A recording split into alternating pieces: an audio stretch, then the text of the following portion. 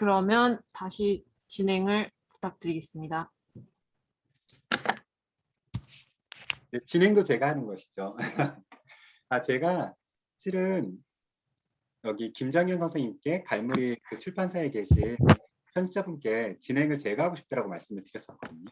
그러니까 그 이유가 약간 저 사이에 진행자분이 계시면 그러니까 자꾸 문답 이렇게 하게 될 가능성이 있을 것 같아서 오히려 저야말로 여러분들이 건네주시는 물음을 듣고 거기에 대해서 바로 답하기보다 다른 그 어떤 질문들이랑 엮고 거기에 대해서 집중력 있게 열심히 사고해서 뭔가를 같이 이 장을 좀 일으키는 그런 역할을 모더레이터 역할을 하는 게 낫지 않을까라고 하는 생각에 제가 진행을 하겠다라고 말씀을 드렸어요.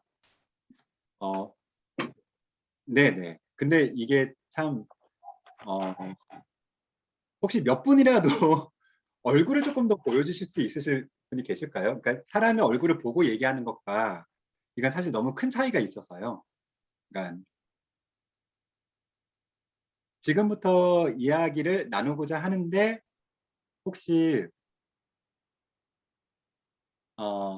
김정현 선생님 혹시 그 질의가 미리 있었던 것들이 있다면 뭐 한두 개 정도만 먼저 제가 거기에 대해서 얘기를 드리면서 말문을 꺼내고 다른 분들이랑 같이 이렇게 얘기를 엮어가면서 하면 좋을 것 같은데요. 네, 지금 질의응답 시간 시작하고 나서 그 이정섭님께서 마이크를 켜셔서 질의 미리 남겨주신 분인데 아마도 말씀을 하시고자 하시는 것 같습니다. 말씀을 먼저 하시겠습니까? 안녕하세요. 안녕하세요. 예, 저희 이정섭이라고 합니다. 선생님 강의를 잘 들었습니다.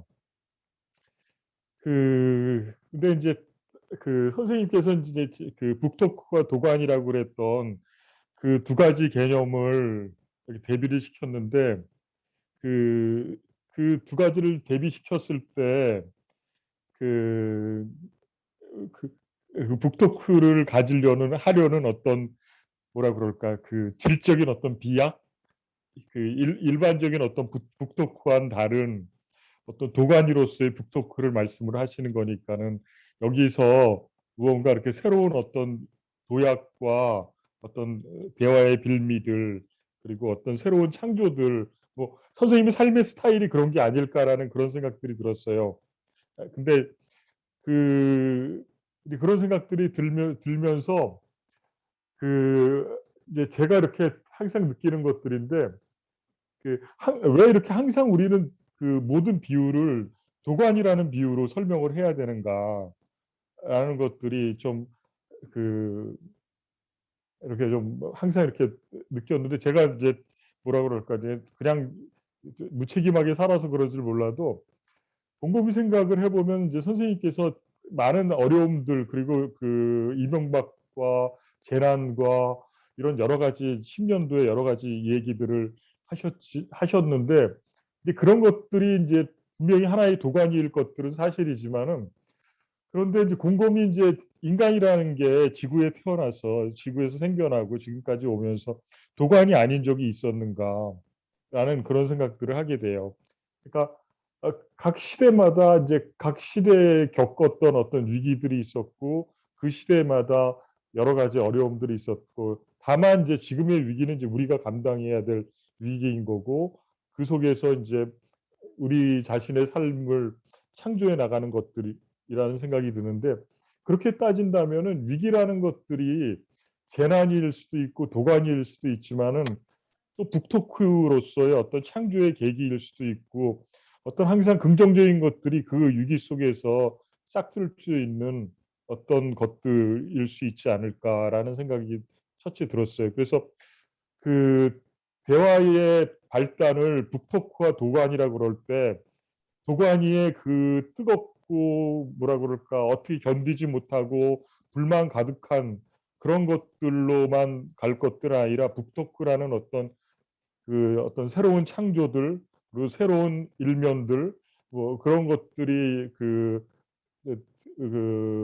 우리 20년도에는 좀 더 많이 있었으면 좋겠다는 생각들이 들어서 이제 그렇게 이제 말씀을 드렸습니다. 그래서 좀 돌이켜 생각하면은 이제 뭐 여러 가지 재난들이 있었지만은 또 우리 스스로가 여러 가지 해낸 역량들도 있었거든요.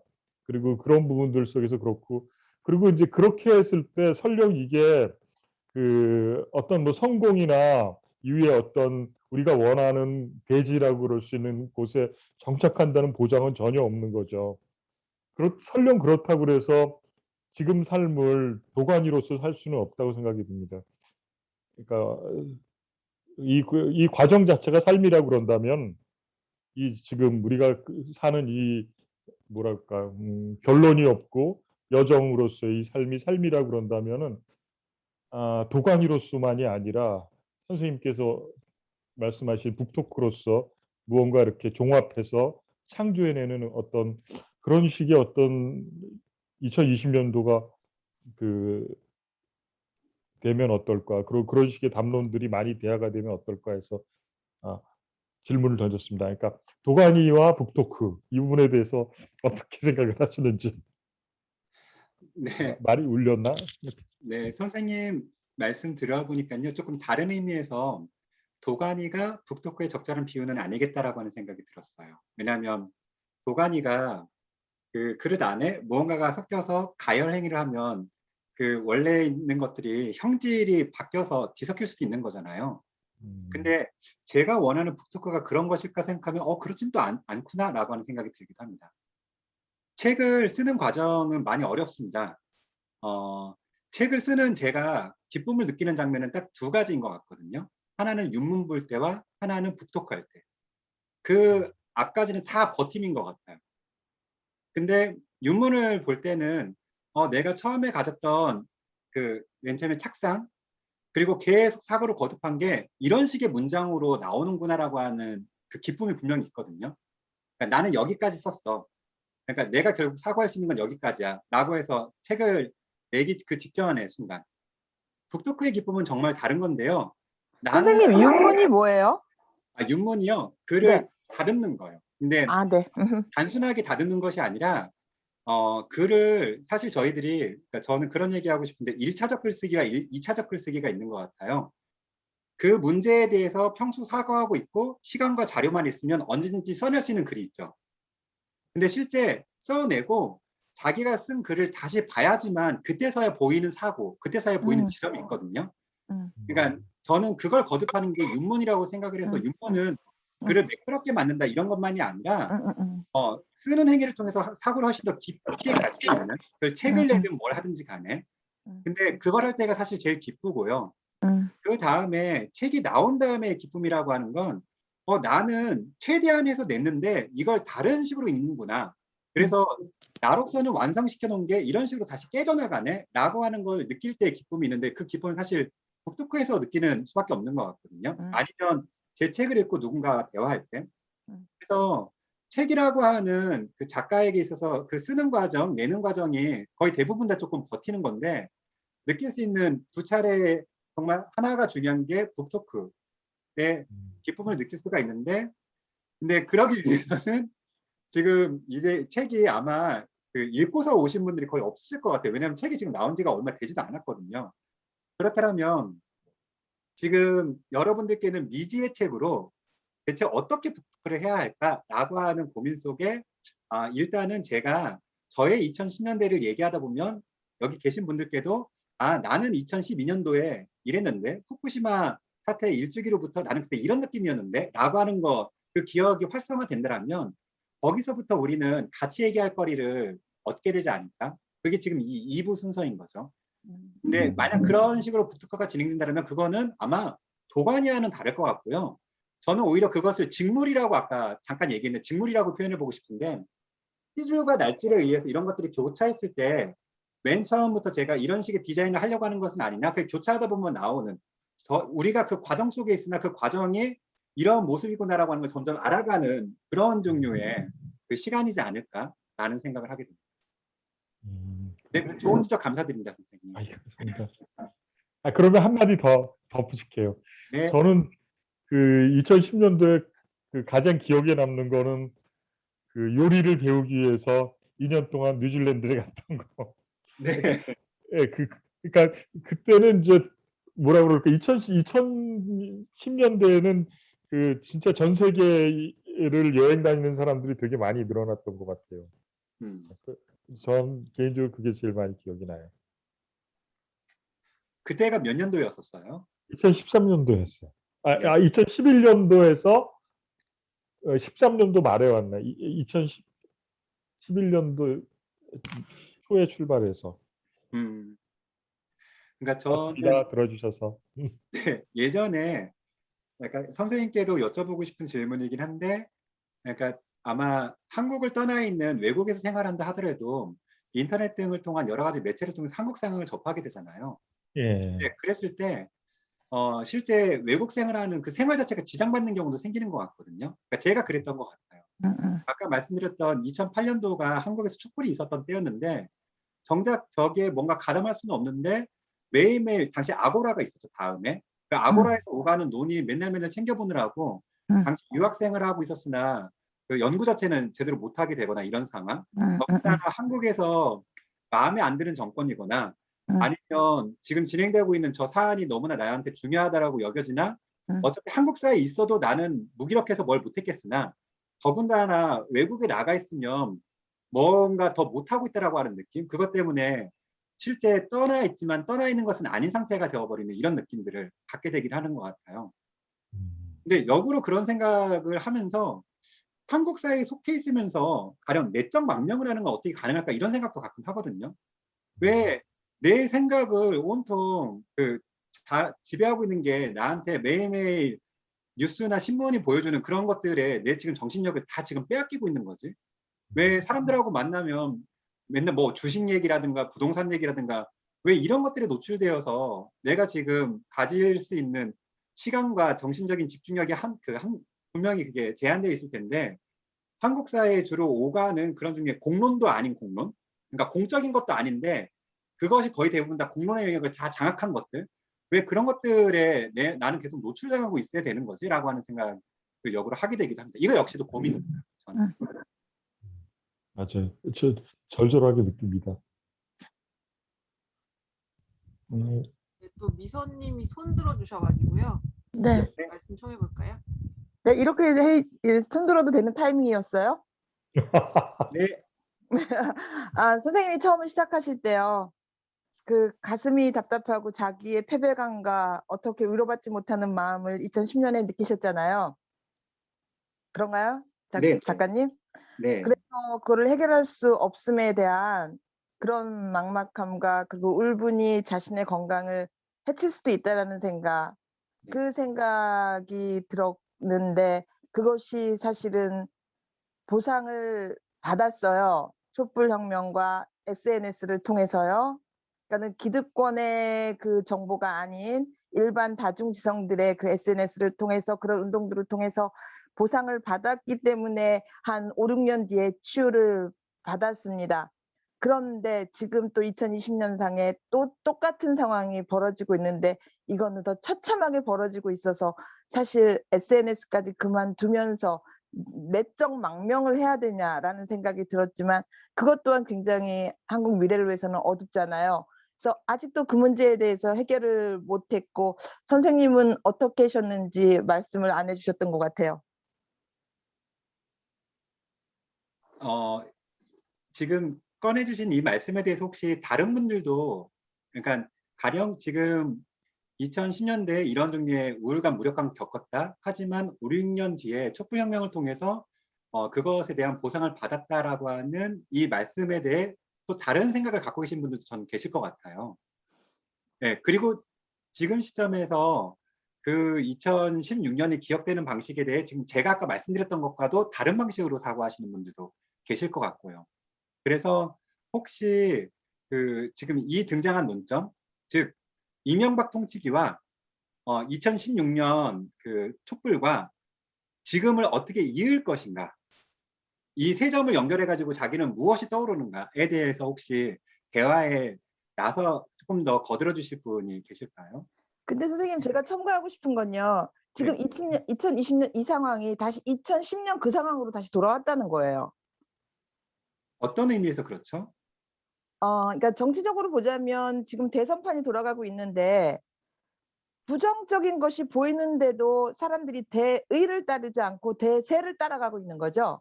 그러니까 이명박이 부자 될 수 있다라고 한 거에 대해서 많은 시민들이 동참하고 거기서 나도 부자가 될 수 있다는 환상을 가졌듯이 지금 또한 사이다가 해결할 수 있다라는 급격하게 그 큰 목소리와 대세로 이어지는 거에 발맞춰 가고 있다라는 거기 때문에 이명박 그에 동요했던 거랑 별로 다를 바 없다라는 그런 막막감이 무력감이 드는 거죠. 그래서 결국은 또 발전하지 않았구나. 사람들은 또 그냥 생각하지 않는구나라는 생각이 드는 거죠. 그러니까 저 역시도 그러니까 우선 공감하는 바는 정권이 바뀌었다와 노선이 바뀌었다는 다른 문제이겠죠. 네, 그러니까 분명히 근데 구체적인 정책을 봤을 때 분명히 바뀐 지점들이 있습니다. 그러니까 문재인 정권 들어서 바뀐 지점들이 있고, 그것도 정권도 뭉뚱그리기는 어렵죠. 정권 초기와 중기, 중반 그리고 지금 시점을 나눠서 보긴 해야 되겠으나, 근데 2010년 상황과 2020년 상황에 제가 보기엔 결정적인 차이 중에 하나는 2010년 이전에 2008년 촛불이 있었잖아요. 2008년 시기에는 이명박 대통령을 끌어내지를 못했었습니다. 왜냐하면 그때가 정권 초기이기도 했었고, 그리고 당시 2008년의 촛불은 이번에는 국정농단 사태였었잖아요. 법적으로 문제가 있는, 하자가 분명한. 근데 2008년에 그 대중들이 문제 삼은 건 정책이었었거든요. 법적인 문제가 아니라 정책을 변경시키는 건 훨씬 더 어려운 일이죠. 그러니까 법적인 잘못에 대해서 추궁하는 것보다 훨씬 더 어려운 일이었죠. 그래서 2010년의 시점에는 그러니까 아마 선생님 그리고 저같이 약간 울분을 갖고 있는 사람도 많았겠으나 뭔가 우리가 아직 못 해냈기 때문에 해내야 된다라고 하는 생각은 많이들 갖고 있지 않았을까. 근데 지금은 오히려 2016년을 거쳤기 때문에 우리는 이미 한 사람들이다 라고 하는 어떤 종의 착시 현상조차 갖고 있는 게 아닐까라는 생각을 저는 한편으로 해요. 2016년에서 이미 우리는 한 사람이다 라고 하는. 그래서 그러니까 10년 전의 시점과 만약에 지금 정권의 노선 자체에 저는 얼마간 변화가 있다고 생각합니다. 근데 그게 크게 다르지 않다 하더라도 우리가 느끼는 정서적인 상태, 그리고 이 정서가 어떤 식으로 행동으로 피될 수 있는지 그것에 대한 관계가 2010년과 2020년은 사뭇 다르지 않을까. 그리고 제가 더 우려하는 대목이기도 합니다. 그게요. 지금 시기를.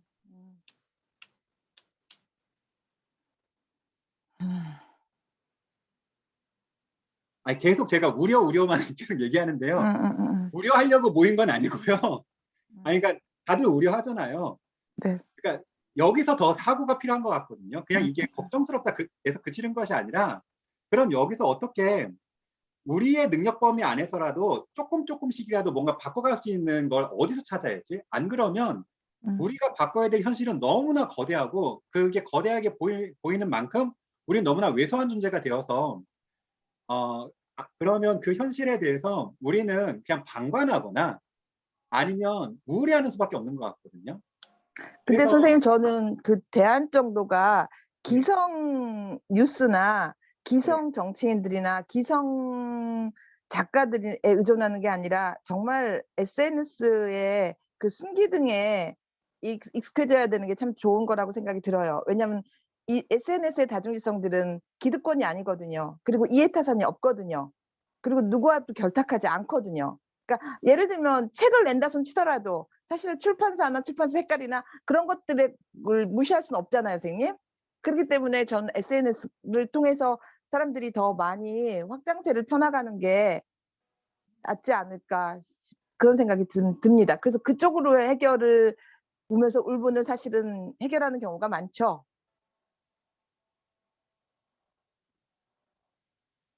저는 그 제일 뒤에요. 이 책이 그러니까 앞에 프롤로그, 뭐 에필로그 이렇게 있고 제일 뒤에 그런 얘기 썼는데 그게 제일 뒤에 있는 부록의 부제가 2010년대에 대한 정신사적 고찰이거든요. 정신사, 정치사나 사회사가 아니라.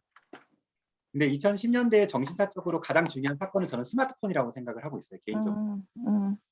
그리고 그거에 대해서 무척 비판적으로 사실 썼습니다. 그러니까 저 자신이 거의 SNS를 안 하는데 네네. 그러니까 아까 말씀드렸던 반응의 경제, 탕진의 경제 있잖아요.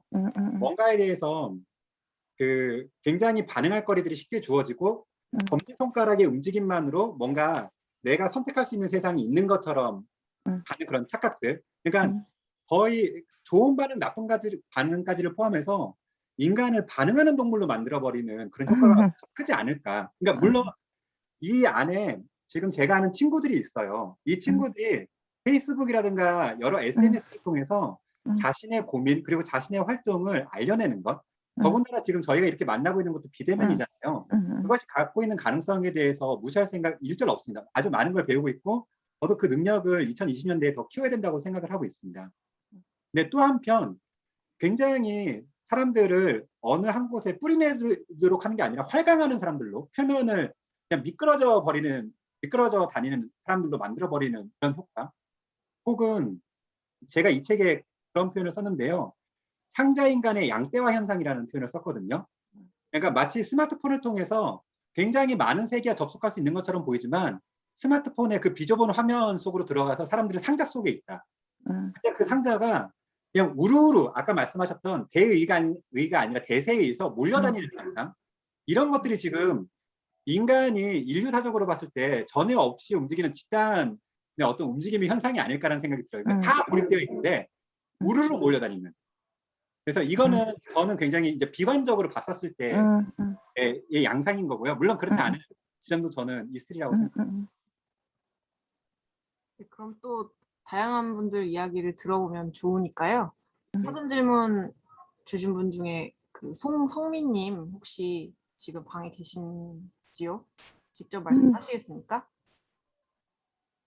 송성민님?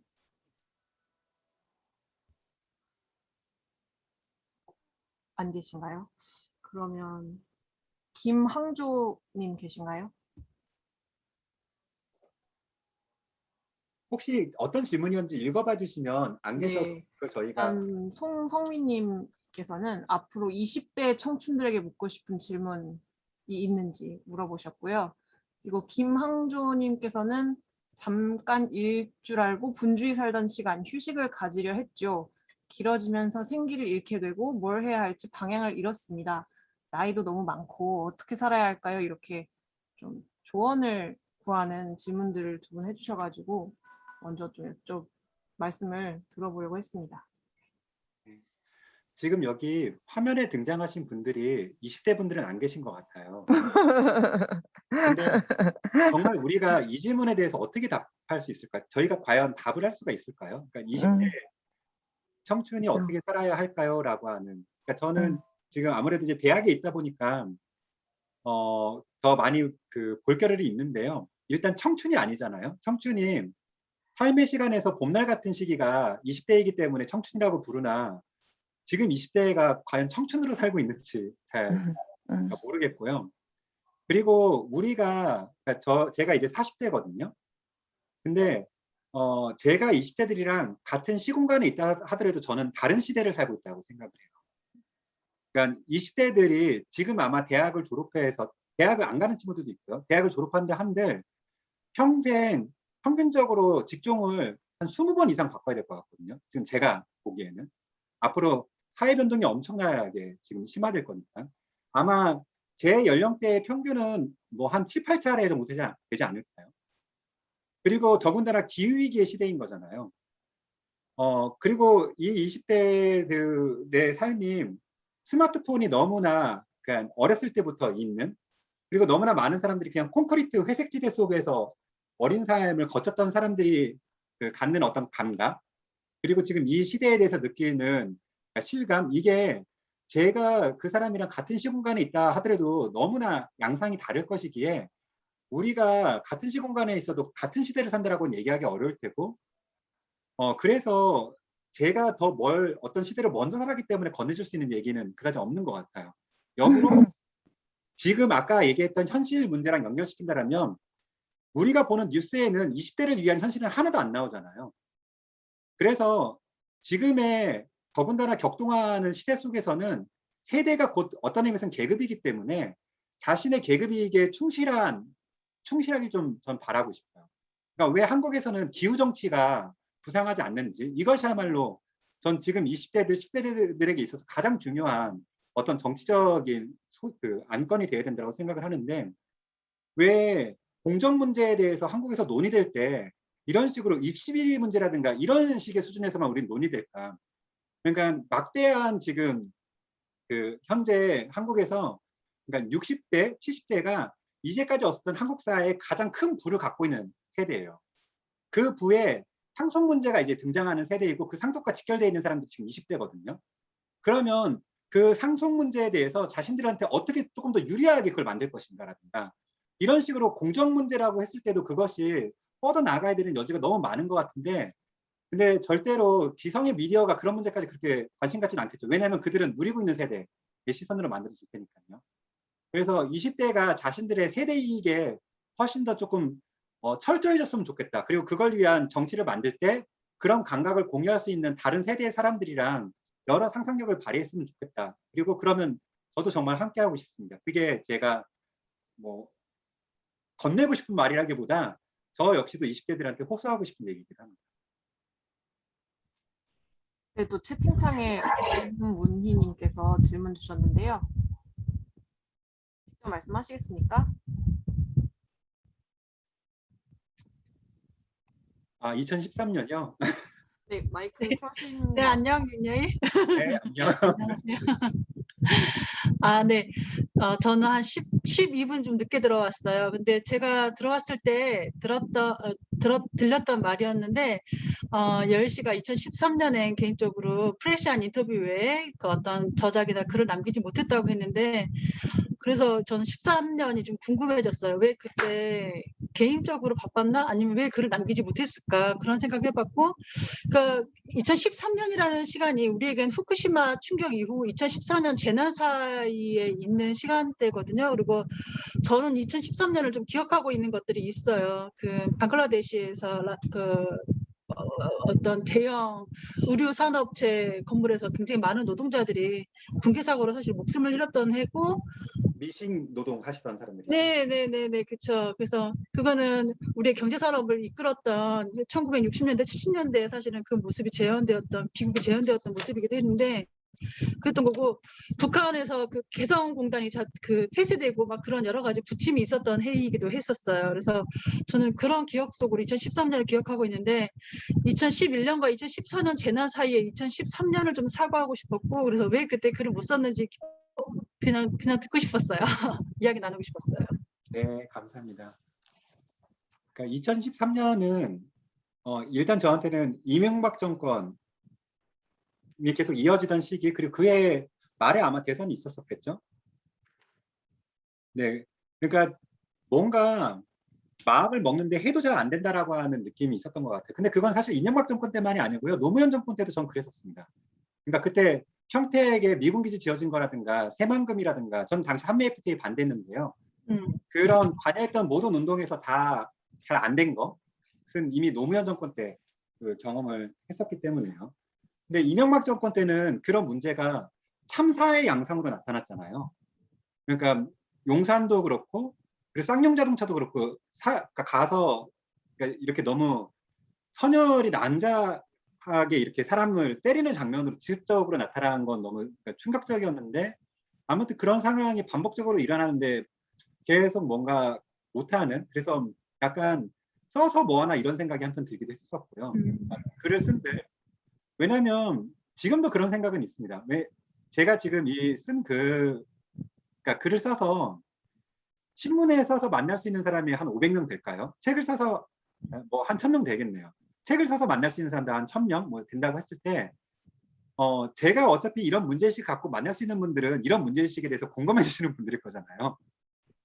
그러니까 제가 지금부터 기후위기에 대해서 열심히 사고해서 3년 뒤에 책을 써도 그 책이 700권 팔렸다고 했었을 때 기후위기 문제는 그만큼 더 가속화되고 있긴 할 테나 그 700명은 어차피 기후위기 문제에 관심 갖고 있는 사람들일 거거든요. 그럼 이게 내가 그렇게 사고해서 뭔가 이게 쓰임이 있는 건가? 라고 하는 생각은 당시에도 있었고 지금도 있고요.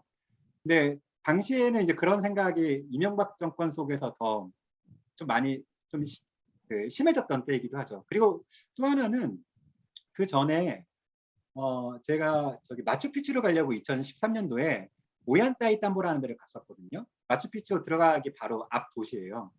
근데 굉장히 오래된 여관 같은 데 묵었는데 거기 달력이 있는데 그 달력이 5년 전 달력인 거예요.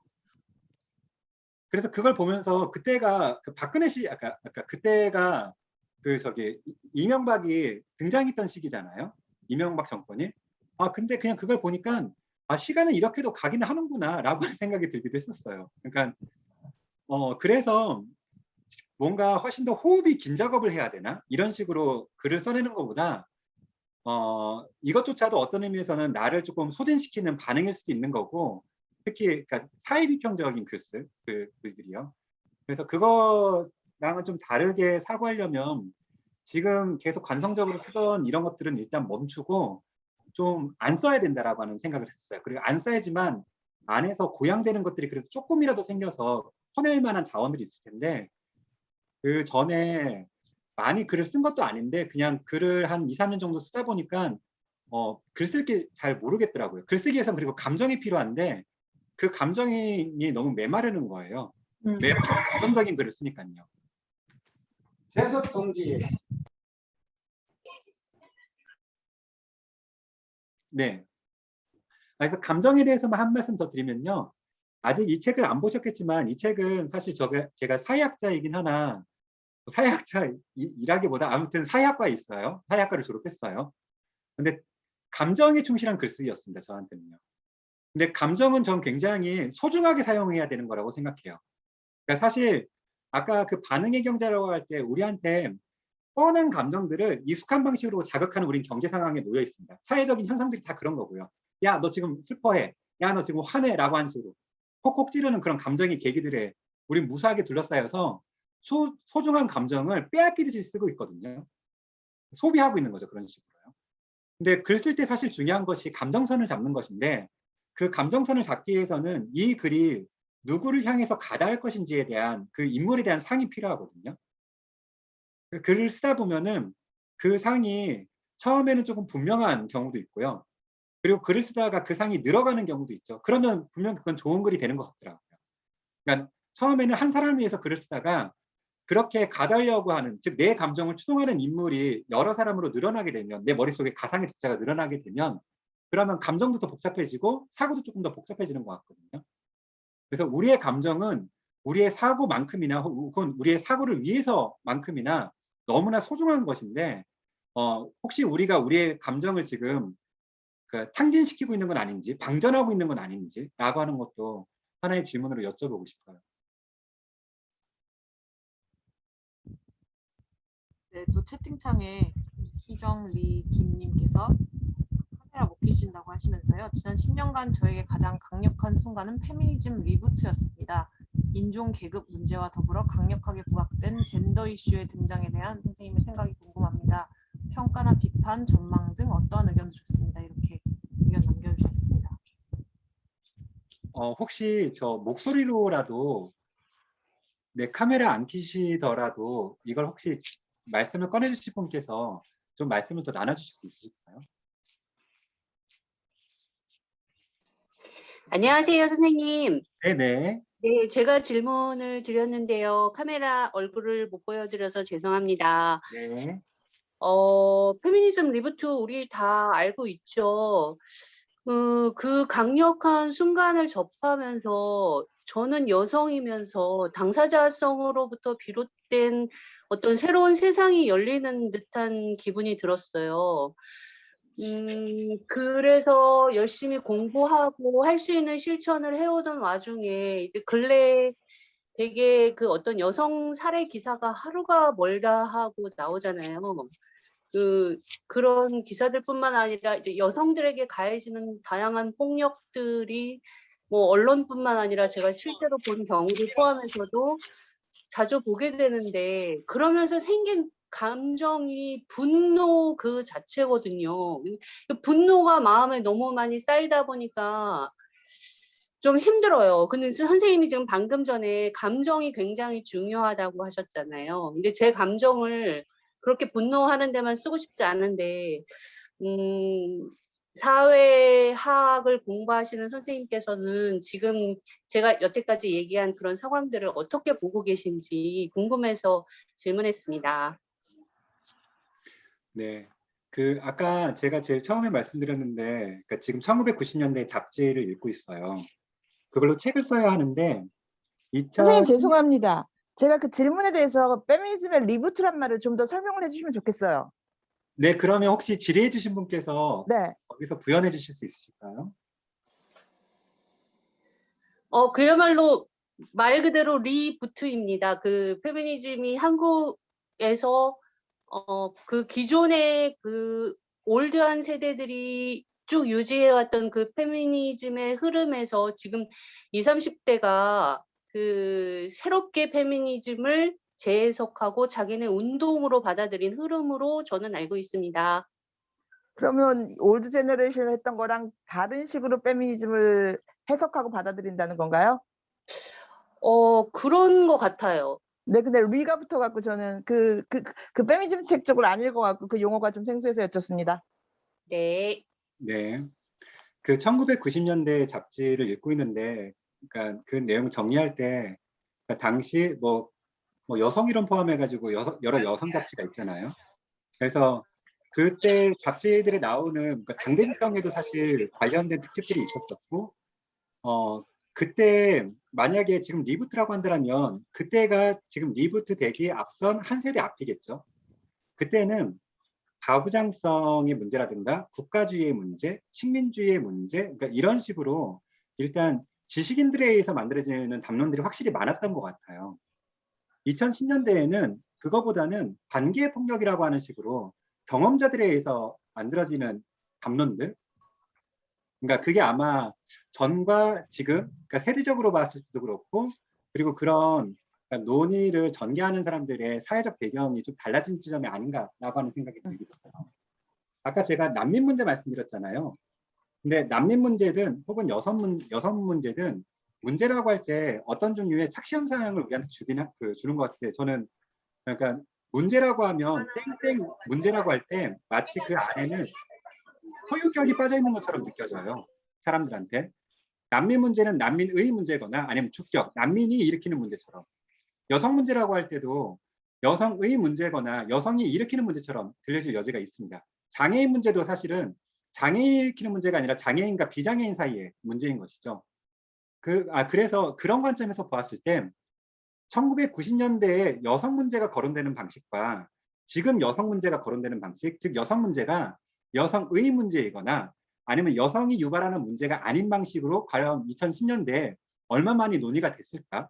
그렇다면 이 문제에 대해서 그 논의의 구도나 혹은 논의에 이렇게 뭔가 세력이 짜여질 때 그것이 얼마나 서로 교차적으로 짜여질 수 있는지, 그래서 사람이 자신의 배경만이 아니라 논점과 문제의식 단위로 많이 모여서 풍부한 논점을 만들어질 수 있는지라고 하는 것도 전 되게 중요하다고 생각해요. 근데 페미니즘 리부트에서 사실 되게 중요한 현상은 저는 출판계의 동향이라고 생각을 하고, 이제 또 하나는 존재하는 관계의 중요한 폭력들을 폭로하는 방식으로 많이 등장했잖아요. 전에 잘 등장하지 않았던 것들. 저한테 그 다음으로 중요한 것은 그것이 논의되는 양상인 것 같거든요.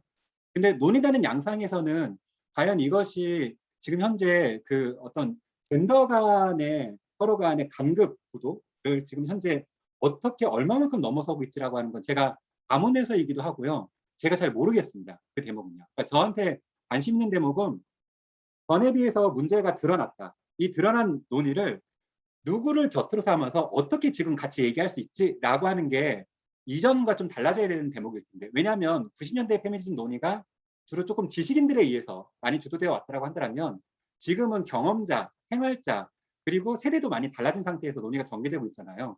근데 그런 부분에서 어떤 의미에서는 지금 논의되는 방식 자체가 좀 더 폐쇄된 집단 안에서 논의되는 양상도 뭔가 있는 듯하고, 제가 그건 과문해서 잘 모르겠으나 같이 그거는 좀 생각해 보고 싶어요. 그리고 거기에 분명히 저는 SNS가 일으킨 효과라고 하는 것도 분명히 있을 것 같거든요. 그러니까 과거에 제가 읽었던 잡지잖아요.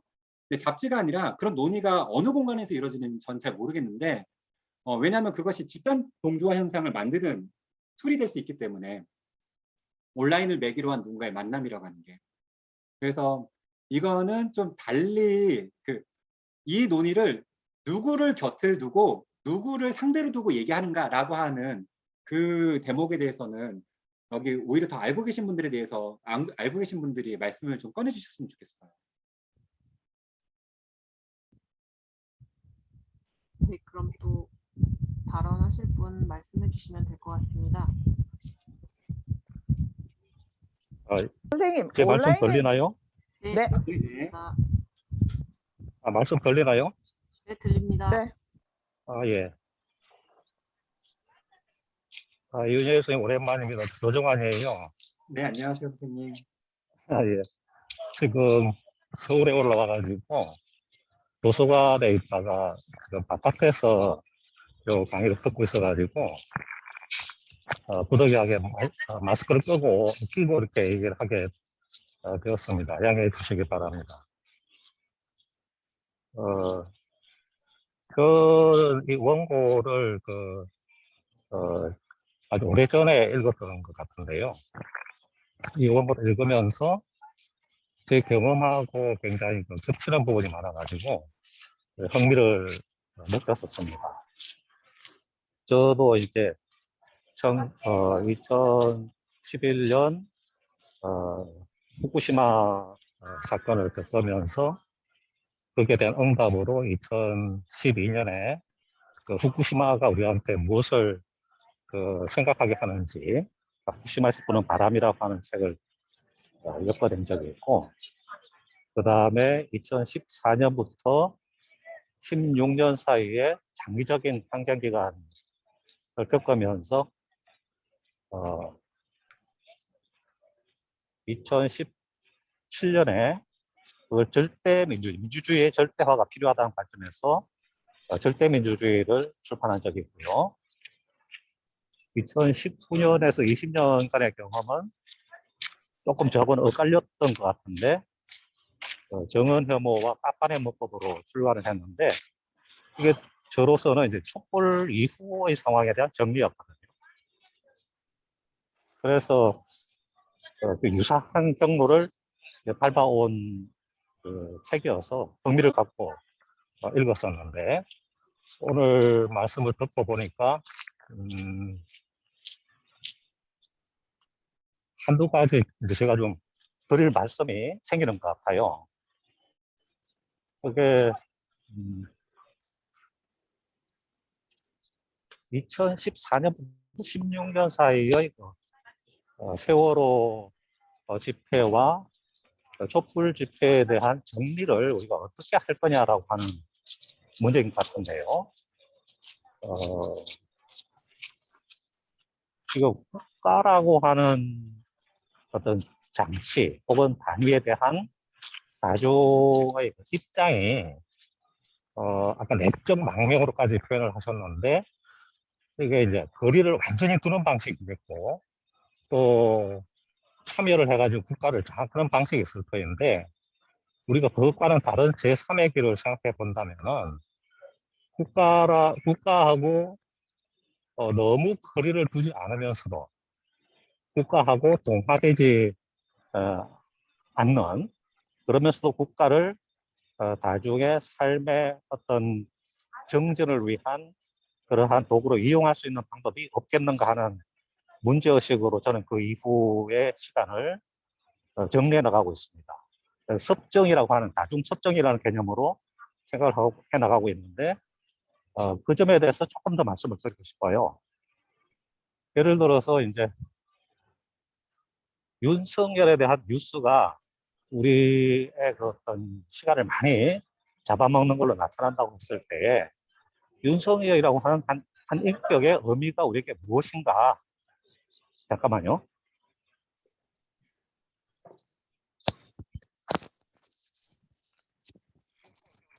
말이 올려가지고 제 말이 계속 반사가 되어 말하기 힘들었습니다.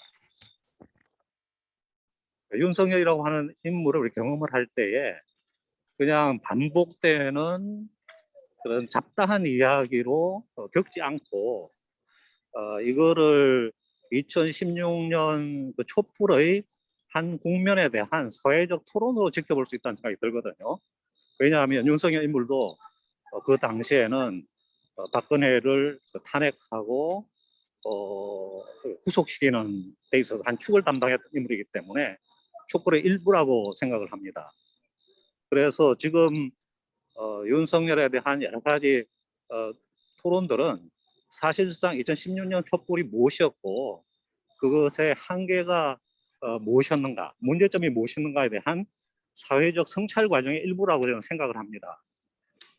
그랬을 때에 윤석열뿐만 아니라 조국도 마찬가지고요. 그래서 이런 부분들이 촛불의 한 일부로서 그때 분명히 작용을 했었는데 주로 재현적 차원에, 대의적 차원에서요.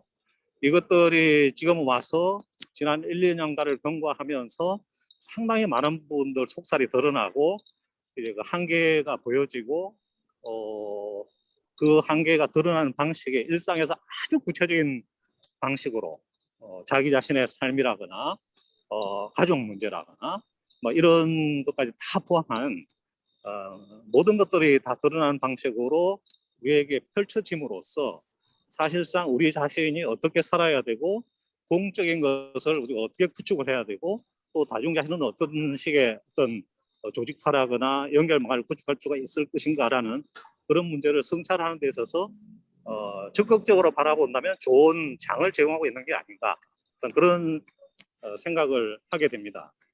조금 전에 페미니즘에 대한 논의가 나왔었는데 페미니즘이라고 하는 것이 그전 1, 20년과는 다르게 우리 삶의 아주 강력한 일부로 자리 잡게 됐던 것도 촛불에 대한 저는 촛불 제2차 국면이라고 표현을 했었는데요. 촛불에 대한 그 성찰이 2018년도에 들어와서 미투란 형태로 본격화되면서 제기된 것이기 때문에 그 페미니즘을 통해서 우리가 촛불에 대한 새로운 그 어떤 사유를 진행할 수 있는 그 계기를 얻었다라고 생각이 들거든요. 그래서 아까 그 윤여일 선생님께서 말씀하신 2010년 상황과 20년 상황이 우리에게 궁지에 놓여 있다라고 하는 그러한 생각과 더불어서 그 궁지라고 하는 것이 결국 우리에게 좀 더 적극적으로 한 발 더 나가서 사유하도록 자극하는 그런 그 계기로서 읽혀질 수 있으면은 더 좋지 않겠는가 하는 생각이 들어서 한 말씀 드렸습니다. 네, 네. 고맙습니다. 제가 가장 원하는 방식으로 책을 읽어주셨는데요. 여러분들도 혹시 책을 읽게 되시거든 2011년의 글을 읽으면서 자신의 2011년 시점 혹은 꼭 그 사건이 아니어도 상기해 보시면 좋으실 것 같아요. 근데 조정환 선생님께서는 그 지난 10년 동안 계속 작업을 해오셨잖아요. 그래서 견주어 보실 수 있었겠죠.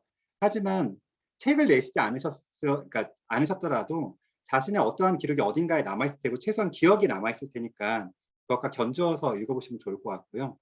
지금 조정환 선생님 말씀 중에 그 내용은 정말 공감합니다. 아까 페미니즘 리부트, 아까 말씀드렸던 거는 그 현재 페미니즘 이슈에 대해서 논의되는 양상에 대해서 제가 말씀드렸는데 한국 사회에서 지금까지 한 지금 5, 6년 정도 동안 공정에 대한 여러 그 정치적 담론이 나오거나 한 1년에 그 배경 혹은 감정 혹은 거기에 대해서 에너지원에 해당됐던 것이 저는 페미니즘 이슈가 아니었나 싶어요. 그러니까 그것이 꼭 페미니즘 이슈로 등장하지 않는다 하더라도 뭔가 여기를 아래부터 문화적인 것부터 뭔가 바꿔야 된다라고 하는 그런 동력이 2010년대에 생겼다라고 할 때 거기에 굉장히 많은 것들을 공급해 준 것이 그러니까 페미니즘 리부트가 아니었는가라고 하는 선생님 말씀에는 공감합니다.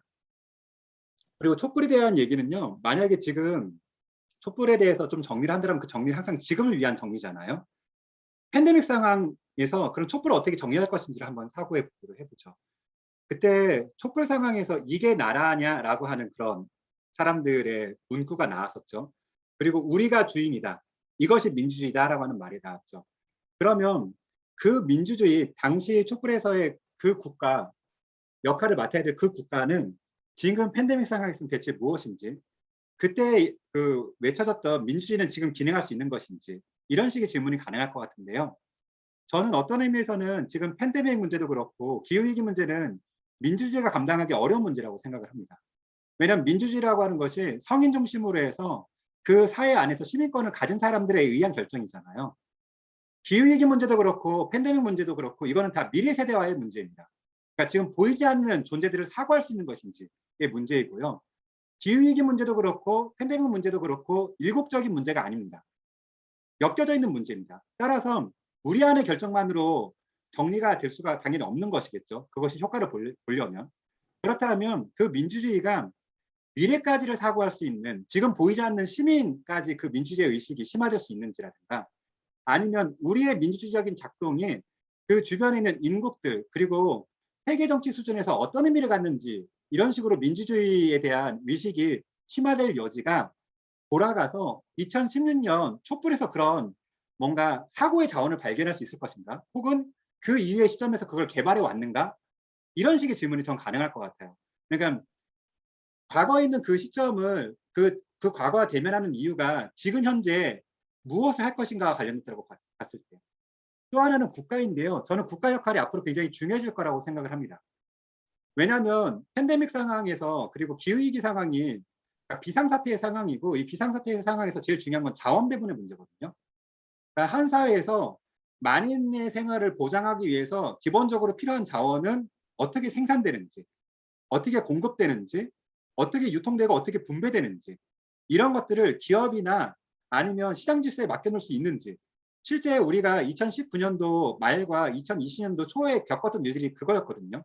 유럽에서도 그런 일들이 있었죠. 그러니까 항공회사를 민영화한다든가 자동차 회사에서 마스크를 생산한다든가 이런 일들이 있었었죠. 그리고 지금 그 2007, 8년에 금융위기 때 국가에 의해서 국가의 금융화라고 할까요? 아니면 그 금융의 많은 부채들을 국가가 짊어졌잖아요. 근데 산업자본에 대해서도 국가가 그런 식으로 활동할 여지가 이 팬데믹 상황이 장기화되면서 저는 점점 더 커질 거라고 생각을 하거든요. 그렇다면 2016년 때 우리가 이게 나라인가라고 얘기할 때 그거는 국정농단을 바로잡는 것, 그래서 마치 박근혜 그 자신이 얘기했던 것처럼 비정상의 정상화라고 하는 의미에서 그때 국가의 역할을 요구했으나, 지금 그 국가가 해야 될 역할은 그 전과는 2010년대하고는 굉장히 사뭇 다른 역할이 좀 필요하지 않는가 싶어요. 그랬을 때 나오게 될 수 있는 가능성이 권위주의 혹은 전체주의의 가능성이죠. 국가가 사회적인 많은 그러니까 자원에 대해서 독점적으로 결정하게 되는 이런 권한, 문제가 발생했을 때 그걸 시민이 어떻게 통제할 수 있지? 이런 문제가 2010년대와는 굉장히 다른 양상으로 2020년대는 좀 벌어질 수밖에 없다고 생각을 하거든요.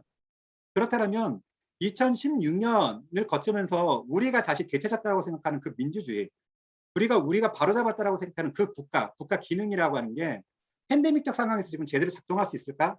저는 거기에 대해서 무척 회의적입니다. 우리의 민주주의의 사고의 범위가 너무 협소하고요. 우리의 민주주의에는 우리의 미래 세대가 전혀 들어와 있지 않습니다. 그리고 우리의 민주주의는 우리의 지금 이익을 되도록 이익 집단을 크게 부풀리는 방식으로 지금 진행하고 있는 것이 사실이고, 그리고 저는 국가가 그 자체로 저는 악이라고 저는 생각하지 않습니다. 악이더라도 당연히 필요하고 해야 될 역할이 무척 많고 앞으로 더 그 기능이 감당해야 될 부분이 점점 더 커지고 있다고 생각하는데, 그거에 대해서 과연 지금 시민들이 국가에 대해서 무엇을 요구하고 있는지, 어떤 기능을 지금 기대하고, 그리고 거기에 대해서 권한을 넘겨줄 때 그걸 어떻게 통제할 수 있을 거라고 시민들이 생각하고 있는지, 그런 담론이 이번 대선 기간 때 과연 생기기는 할 것인지, 그냥 이거 역시도 그냥 회의적이라고 말씀드리는 것보다는 같이 사고해야 될 대목이라고 생각하는데요. 즉 2016년에 있었던 민주주의와 국가성이라고 하는 이 두 가지 중요한 화두를 지금 팬데믹적 상황에서, 그리고 앞으로 가속화되는 이 기후위기 상황에서 우리가 어디까지 심화해야 되는지, 어떻게 새롭게 개발해야 되는지, 조장훈 선생님이 말씀하신 것처럼 저희들한테 시급한 과제가 아닌가라고 생각을 하고 있습니다. 네, 저도 좀 질문을 하겠습니다. 방금 전에 조정환 선생님 말씀하신 거에 좀 이어서 말씀을 좀 드리면, 사실 이제 그러니까 윤석열이 좀 적극적으로 사고한다고 생각하면 말씀하신 것처럼 이제 뭐 예를 들어 박근혜를 뭐 이렇게 구속시키고 뭔가를 하는데 적극적인 역할을 했었고, 이렇게 하는 데는 뭐 되게 많이 그런 역할이 있잖아요. 근데 이게 약간 2014년도에 세월호 뭐 유가족으로 대표되는 어쨌든 세월호의 관련자들 그러니까 촛불 시민 말고 이제 피해 당사자라고 하는 쪽으로 갔을 때 세월호 관련해서 뭐 가족들이 뭐 세월호로 시작해서 어쨌든 박근혜 탄핵까지 이어졌다, 그러니까 촉발이 됐다라는 얘기를 많이 하고, 세월호에 대한 분노가 박근혜는 어쨌든 결정적인 뭐 실수였다 이런 얘기를 많이 하잖아요.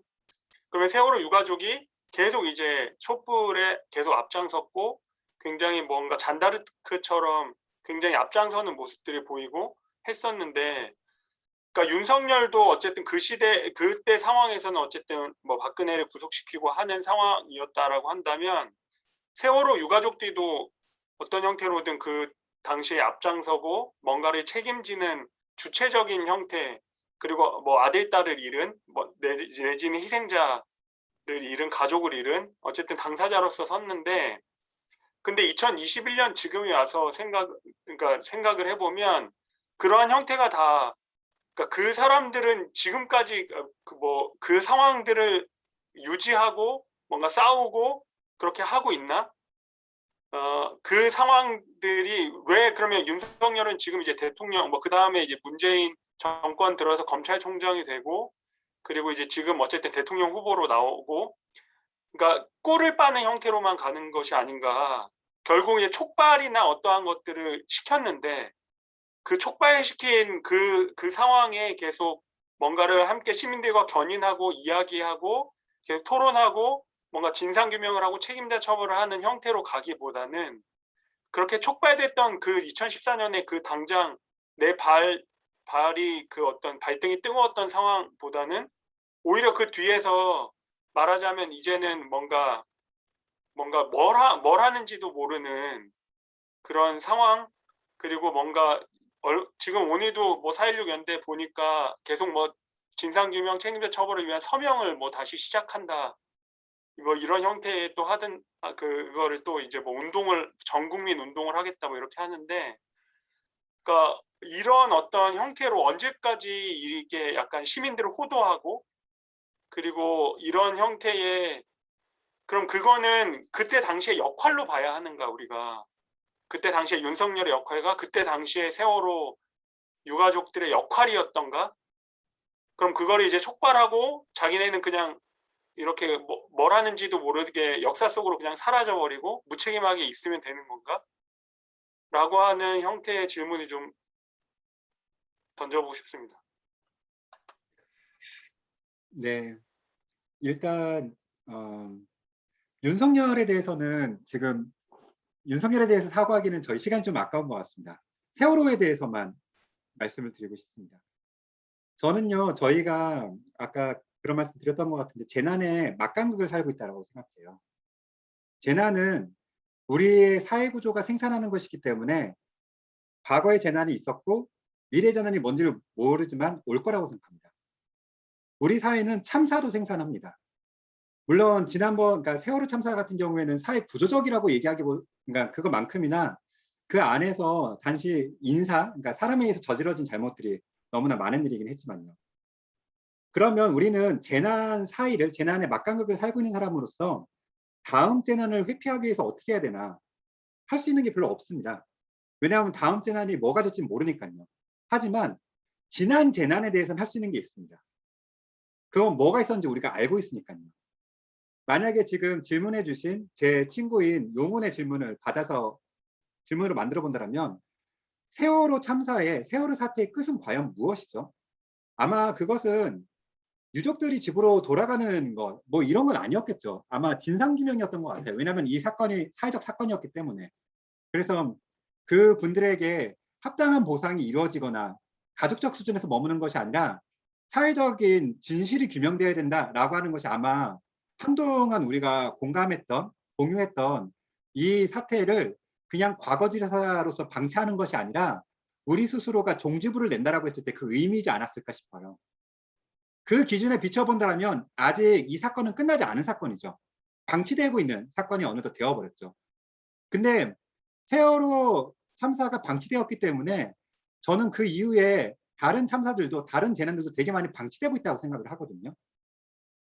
그래서 우리는 이 과거에 있는 재난들, 과거에 있는 참사들을 그런 식으로 끝맺음을 못하는 한 아마 그것과 유사한 다른 종류의 재난과 참사를 다시 겪게 될 텐데 그 미래에 우리가 무엇과 맞닥뜨릴지는 잘 모르겠으나 적어도 이미 벌어진 일들에 대해서 우리가 어디까지 그것을 종지부를 찍을 수 있는지라고 하는 것이 미래에 맞닥뜨릴 그 재난의 양상과 정도를 얼마간 결정할 수 있지 않을까.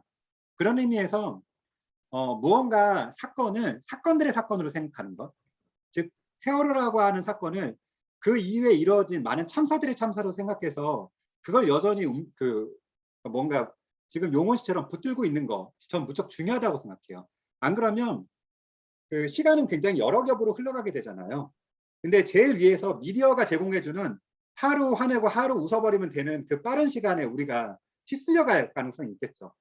용원 씨 같은 경우에는 그런 식의 휩쓸림 속에 본인은 깎여져 나가겠지만 아래서 지금 다른 시간을 계속 붙들고 있는 거겠죠. 이게 용원 씨한테는 의지로 이어 맺어야 하는 2010년대와 2020년대인 거겠죠. 2010년대는 아직 안 끝난 거니까.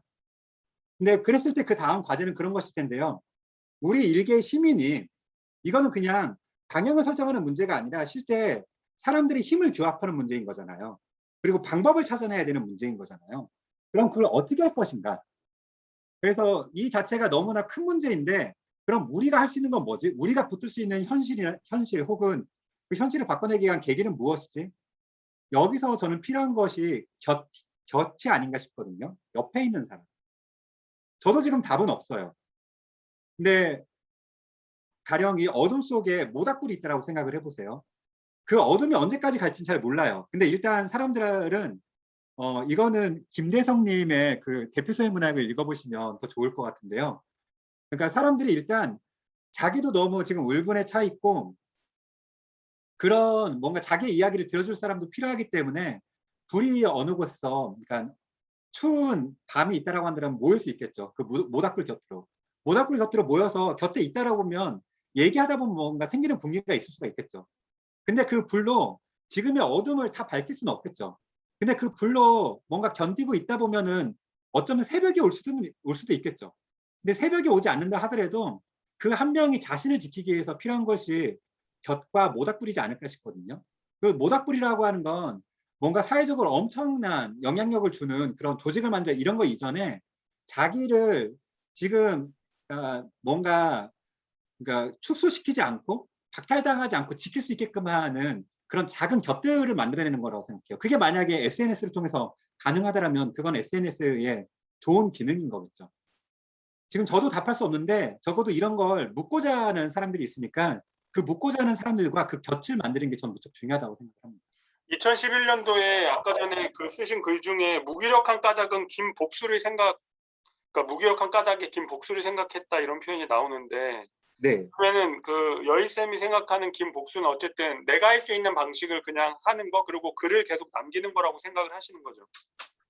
네, 저는 그렇습니다. 그러니까 제가 할 수 있는 복수의 양상은 그런 건데요. 현실에서는 져요. 사상에서는 이길 수는 없을까? 이런 거거든요. 그러니까 그때 그 이명박 통치기에 했던 건데 현실에서는 뭔가 뜻대로 다 잘 안 되는데 분명히 이것 때문에 나는 안 돼. 울분을 갖고 있어. 무력해. 근데 이게 굉장히 많은 사람들의 증세일 거야. 그러면 그걸 통해서 내가 갖고 있는 내 증상을 분석함으로써 타인의 증상에 가닿고 거기에서 공동으로 가능한 감각들을 만들어내고 그걸 언어로서 조금 끄집어내고 그러니까 우리가 현실에서 이명박 시대면 항상 지고 있는 건 아니잖아요. 문재인 시대라고 항상 이기고 있는 것도 아니고요. 현실이라고 하는 건 굉장히 복잡하게 구성되어 있기 때문에 그래서 사람들이랑 정신적으로 뭔가를 도모할 에너지를 만들어내는 것 그리고 매일매일 나오는 정권이 뭐 했다라고 하는 것 때문에 자기는 그럼 다 졌네 모든 것들은 세상은 다 내 맘대로 안 되네 라고 하는 식으로 척도를 상대방한테 빼앗기지 않을 만한 자기 척도와 자기의 작은 세계라도 만들어내는 것 저는 이런 것들이 필요하다고 생각하거든요. 그게 방금 말씀드렸던 곁이고요. 그리고 그런 것들을 저는 이제 문자의 행위로 하는 사람인 것이죠.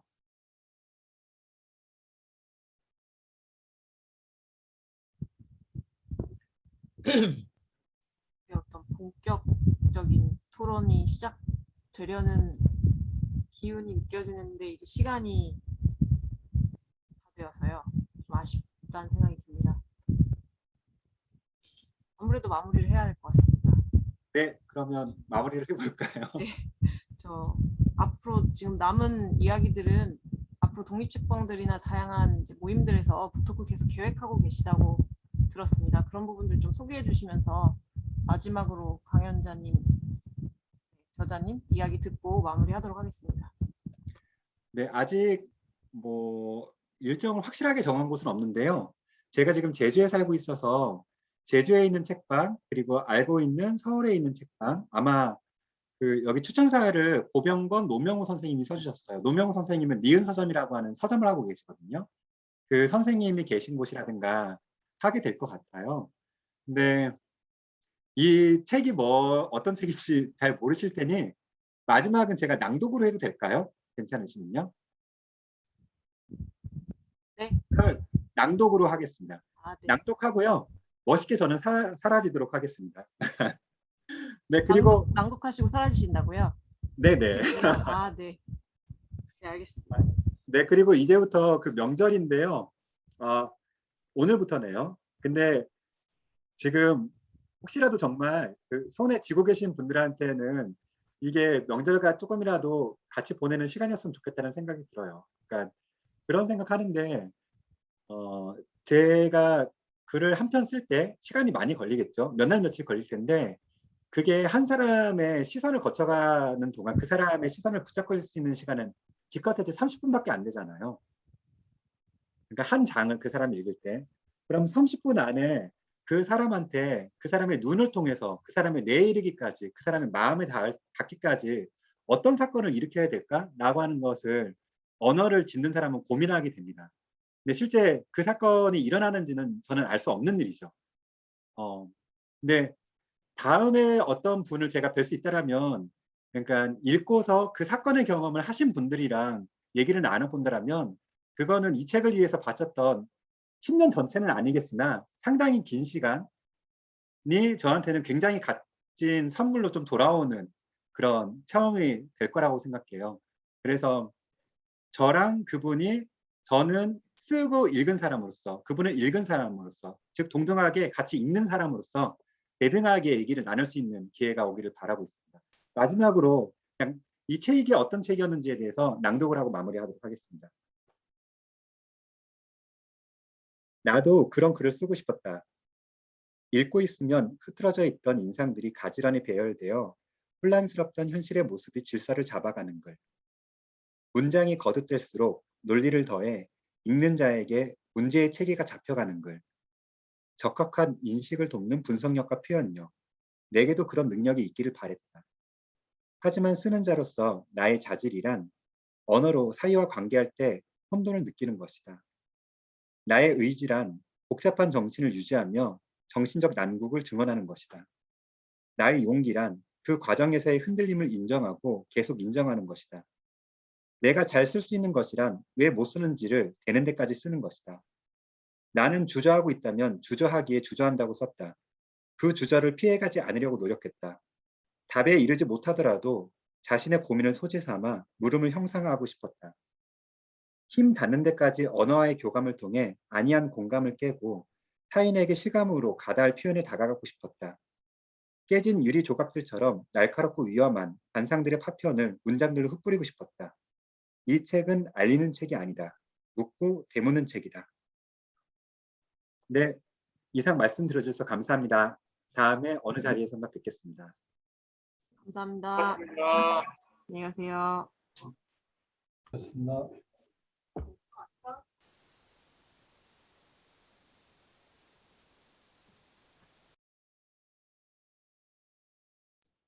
네, 저희 그 다음 행사 잠깐 계신 분들께 안내해 드리겠습니다. 저희 존재 권력이라고 하는 책이 8월에 나왔는데요. 이 책이 지금 현재의 권력을 선제 권력으로 규정하고 그 작동 논리와 성격을 좀 정치 철학적으로 고찰하는 되게 흥미로운 저서입니다. 이 책에 대해서 집담회가 10월 16일 토요일 저녁 7시에 예정돼 있으니까요. 또 그때 또 많은 분들 뵐 수 있었으면 좋겠고요. 그리고 따로 책도 꼭- 신청해야 되나요? 네? 그거 따로 신청해야 되나요? 네, 저희가 SNS를 통해서 그 링크와 이제 자세한 내용 공지 드리고 또 메일로도 이거- 알려드리겠습니다. 아, 네. SNS 안 하는 사람은 어떤 경로로 알 수 있을까요? 아, 지금 혹시 채팅창에 메일 주소 남겨주시면은 아, 네네. 네, 보내드리겠습니다. 네. 네. 그리고 또 이 책도 꼭 구입하셔서 읽어주시기를 윤여연 선생님 말씀하신 대로 추석 때 읽어주시면 너무나 좋을 것 같습니다. 네. 감사드리고요. 윤여연 선생님 감사드리고 오늘 참석해주신 분들 모든 분들께도 감사드립니다. 그럼 진짜로 자리 마무리하겠습니다. 마련해주신, 네, 김장현 선생님 감사드립니다. 아, 예, 감사합니다. 네, 감사합니다. 네, 그럼 안녕히 가십시오. 감사합니다. 수고하셨습니다. 네, 감사합니다.